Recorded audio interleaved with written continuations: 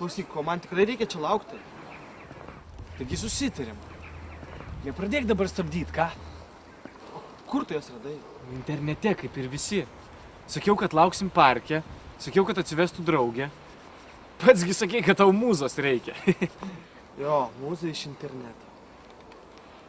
Klausyk, o tu bent jau žinai, kaip jos atrodo? Tai nuotrauką tai mačiau. Tu atsipalaiduo, viskas bus gerai.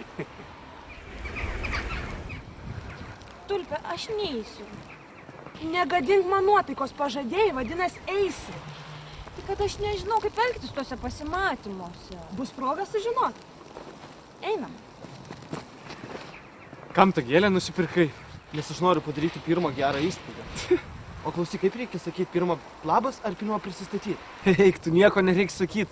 Paduosi tą gėlę iš karto ištirps. Va, žiūrėk, ateina. Žinai ką, aš paslėpsiu už medžio ir kai ateis išgazdinsiu, gerai? Ei, klausyk, gal nereikia? Reikia, bus smagu. Žiūrėk, su gėlė tavęs laukia. Nieko savo. Kaip malonu. Kur kitas?